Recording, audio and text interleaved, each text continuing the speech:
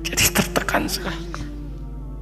Mama itu telah menjual semua perhiasan dan pakaiannya untuk pendidikan kamu. Jual.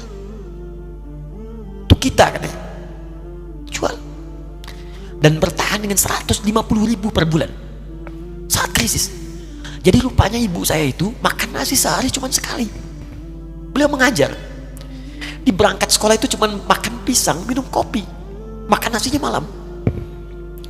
Saya bilang, ya Allah, saya akan ganti baju ibu saya dengan kain ihram dan saya gandeng tangannya di Masjidil Haram. A'udzu billahi minasy syaithanir rajim. Bismillahirrahmanirrahim.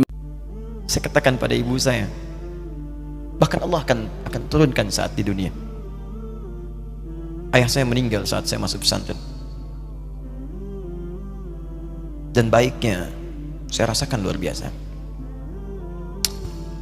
Beliau mengajar di musalla kecil dulu, sekarang jadi masjid. Itu saya selalu di bawah. Beliau mengajar, saya tidur. Sekarang gantian saya mengajar, beliau tidur. Dan kadang di pangku, gendong sampai pulang. Saya pernah sengaja pura-pura tidur untuk ingin tahu apa yang dikerjakan ayah saya di jalan. Jaga betul supaya nggak bangun. Begitu saya disimpan di kasur dan bangun, diajak bercanda. Saya mau masuk pesantren, beliau nggak sempat ngantar. Saya bertemu, beliau menangis, peluk saya, minta maaf, nggak bisa ngantar ke pesantren. Saya belum mengerti apapun saat itu. Saya bertekad, insya Allah saya belajar dengan sungguh-sungguh. Sepekan, 2 pekan saya dapat panggilan pulang. Saya tanya pada kakak saya yang ikut, sekarang ada di sini, di mana ayah? Beliau nggak jawab. Sampai di Bandung, paman saya, beliau sekarang Sekom MUI Jawa Barat, langsung menyampaikan, nampaknya nggak akan terkejar sampai sana, mungkin sudah dimakamkan. Saya ngerti, paham saat itu bahwa beliau telah wafat. Maka saya pulang. Maghrib saya sampai, saya dapati ibu di ruangan tengah. Saya datangi, saya menahan tangis, tidak menangis sedikit pun untuk membahagiakan ibu saya. Saya datang, saya peluk, saya temani tidurnya. Itu pertemuan saya dengan ayah saya terakhir di mimpi. Saya bermimpi melihat sudah pakai kemeja, tersenyum, mendadahi saya. Sudah. Besoknya saya cari ke kamar, ternyata Allahu Akbar, apa yang selama ini saya pelajari di pesantren, kitabnya sudah ada di kamar semua, sudah disiapkan. Saya menangis saat itu. Saya bawa mushaf. Jadi bapak saya, ayah saya, itu bajunya pun saat wafat dibagikan kepada sahabat-sahabatnya. Bajunya, kitab-kitab ini dibagikan. Ibu saya menunjukkan kemudian ada jam yang nanti nak pakai. Saya bilang, simpanlah. Saya bawa mushaf. Dengan mushaf itu saya duduk di ruangan tengah, saya menghadap ke kiblat dan saya mohon kepada Allah, ya Allah, saya tak punya kemampuan lagi membahagiakan ayah saya saat hidup di dunia, tapi mohon jadikan setiap huruf dalam Al-Quran ini, ya Allah, pahalanya mengalir untuk ayah saya. Begitu saya bacakan saat itu, tak bisa saya berhenti, dan tiba-tiba langsung masuk ayatnya, artinya, posisinya, nomornya, gak pernah berhenti, masuk. Saya bertekad ingin berbuat baik. Puncaknya saya sekolah, ibu, ya Allah, saya ingin berbakti pada ibunda saya. Anda tahu apa yang terjadi? Demi Allah saya katakan, ketika Anda bersabar, ibu saya, bu, pak, itu krisis 97 pak. Waktu krisis saya masuk pesantren, saya diberikan sempurna bekal seperti anak-anak lain. Rupanya ibu saya sudah tanya kepada santi-santi, orang tuanya, berapa bekal Anda kasihkan? Dikasih yang paling tinggi itu dikasihkan pada kami tiap bulan. Saya terima. Satu kali libur saya pulang dari jauh, ibu saya tersenyum melihat sedang jemur pakaian lihat saya. Begitu saya tiba, kaget saya. Kok pakaian ibu saya, pakaiannya nggak cocok dipakai gitu. Ini bukan pakaian ibu saya, kayak kain pel lah kalau sekarang. Saya masuk ke rumah, saya kejar, saya buka pakaiannya, lemarinya, saya nggak temukan sedikit pun. Saya kejar kakak saya, dia sudah siapkan makan. Kak perempuan kami yang kedua, mana pakaian ibu saya? Perhatikan jawabannya. Dia menangis saat itu.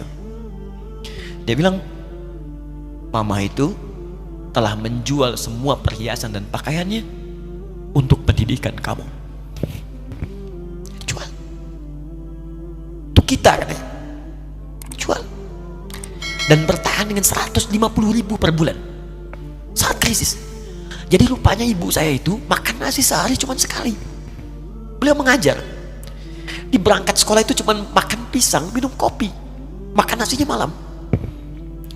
Saya bilang, ya Allah, saya akan ganti baju ibu saya dengan kain ihram dan saya gandeng tangannya di Masjidil Haram. Itu apa yang terjadi?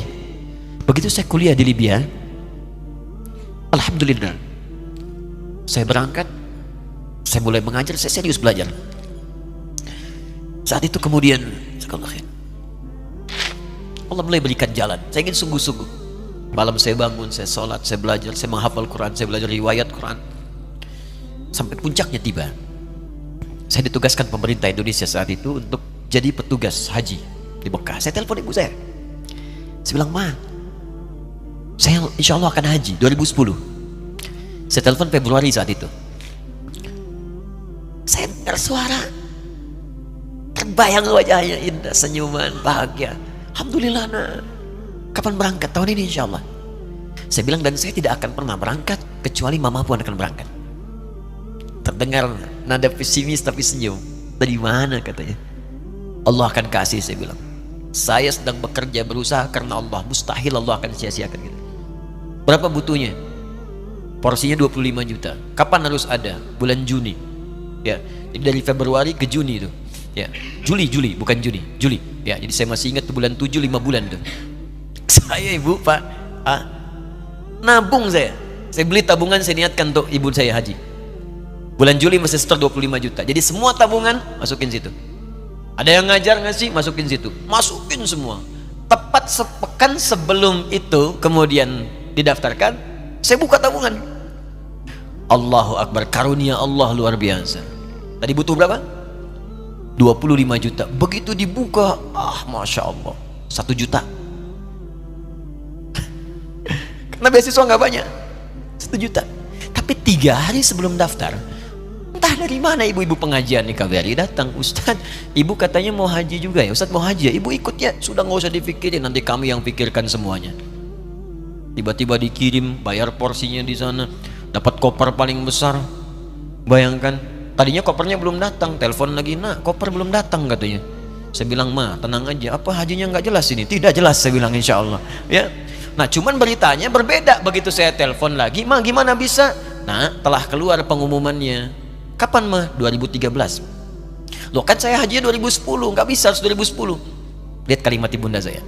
Nah, jangan pernah mengambil hak orang lain. Allah kasih 2013, alhamdulillah. Saya bilang, Ma, kita tidak harus mengambil hak orang lain, tapi kita meminta kepada Allah yang memanggil kita. Boleh jadi Allah akan berikan tambahan kuota pada tahun ini. Doa lagi, minta, datang ke masjid. Tiba-tiba ada sidang oki di Istanbul saat itu, keputusan 1/1000. Setiap ada 1000 muslim, 1 kuotanya. Saat itu Indonesia dapat tambahan 22.000, termasuk ibu saya ada di situ. Ya, acara malam Al-Qadar 27 Ramadan, malam masih ingat betul, saya jadi MC dengan rektor pada saat itu. Saya nggak pernah bawa handphone, tiba-tiba handphone itu saya bawa, berbunyi kemudian telepon itu. Saya minta pada rektor izin, saya angkat dulu, diperkenankan. Saya kemudian ke belakang masjid, saya angkat. Tiba-tiba saya dengar suara sudah menangis. Nah, katanya, kenapa, Ma? Alhamdulillah, Mama bisa haji. Ternyata kuota itu termasuk ibu saya. 5 bulan, Pak. Enak biasa. Nggak bayar tambahan, nggak ada macam-macam, bisa berangkat. Begitu saya berangkat duluan, saya tungguin betul di apartemennya, di maktabnya sampai datang. Begitu sudah datang, saya nggak sapa, saya lihat dari jauh. Bahagianya saya bisa mengganti pakaian tadi yang lusuh dengan kain ihram. Saya perhatikan, saya ikuti dari belakang. Di lift, saya ikuti. Di jalan, saya ikuti. Begitu sampai Masjidil Haram, saya gandeng tangannya.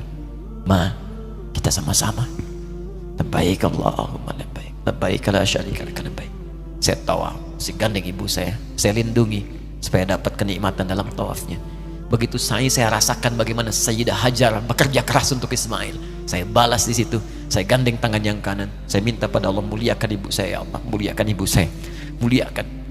Berikan saya kesempatan membahagiakannya. Cuman yang kanan digandeng, yang kiri kosong. Karena sudah tidak ada. Jadi ketika Anda belajar pun untuk menjadi ulama, Allah akan muliakan Anda. Orang tua Anda akan dapat bagiannya. Yang hafal Quran itu Musa, yang bisa haji bapak ibunya. Kemarin saya jadi Amirul Hajj dari kedutaan Saudi berangkat, membawai 350 orang rombongan. Siapa yang saya bawa? Ahli Quran, yang hafal Quran anak-anaknya. Ahmad Kamil, yang haji, pengajarnya, murabbinya, ibunya, temannya, banyak yang berangkat. Yang berangkat siapa? Calon ulama. Dijadi ulama itu jangankan sudah jadi, kalau benar caranya, baru bergerak pun Allah pasti akan jaga. Kalau benar caranya. Di satu pertanyaan tadi, pilih mana orang soleh atau ulama? Jangan pisahkan. Karena jadi ulama itu adalah tingkat tertinggi bagian dari orang soleh. Jadi mesti ada yang jadilah di keluarga. Pilih satu mungkin ahli Quran, kedua ahli hadis, yang lain dunia. Tapi dunia diniatkan membantu ibadah. Jadi arsitek buat bangun masjid, bangun pesantren, pahala banyak.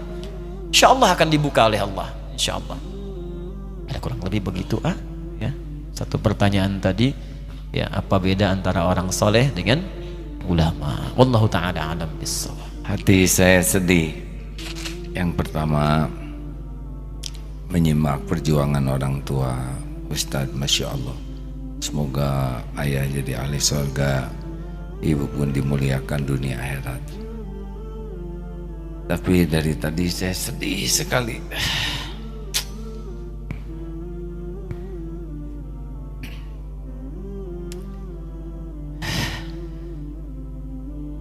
Mendengar uraian tentang ulama. Sejujurnya rasanya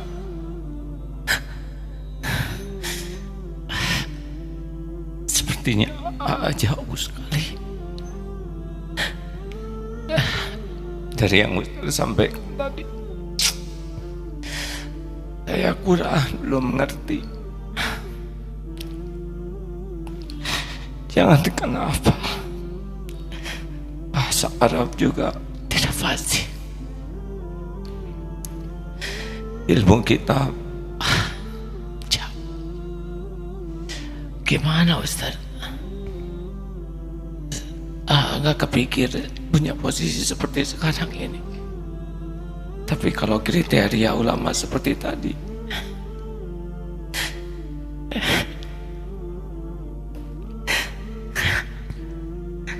jadi tertekan sekali.